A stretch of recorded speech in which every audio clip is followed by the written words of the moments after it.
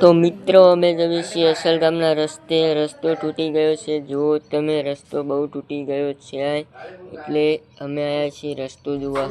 જો રસ્તો કેટલો તૂટી ગયો છે અને અમારું ગગુ રીસાણું અને આ છે અસલ ગામનો રસ્તો. બહુ તૂટી ગયો છે. જો તમે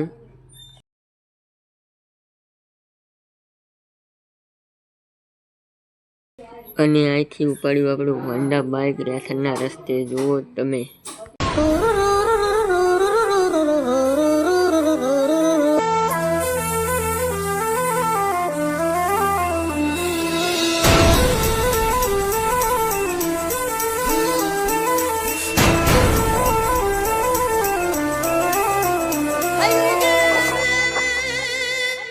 તો આપણે ડીપે પહોંચી ગયા છીએ રેથનના રસ્તે અને કાઢવાનું છે મારું બાઇક.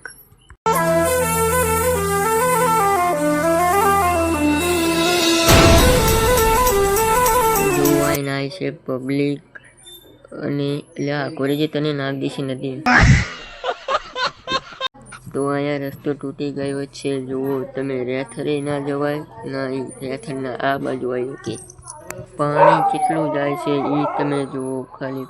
અને આપણે અહીંયા ચમ ઊભા છીએ તો તમને ખબર નહીં હોય એટલા માટે ઊભા છીએ કે આપણે નાહવાનું હતું એટલે. અને હું બેસી ગયો નાહવા. જુઓ ખાલી એને દરિયો આખો કર્યો છે. તો આપણા બીજા ભાઈબંધ સાથે પહોંચી ગયા બીજા દિવસે ધુલેટાના માર્ગે. પાણી મારા પહોંચી ગયા ગળીએ અને જોઈ લો પાણી કેટલું ભર્યું છે ફરતી કોર.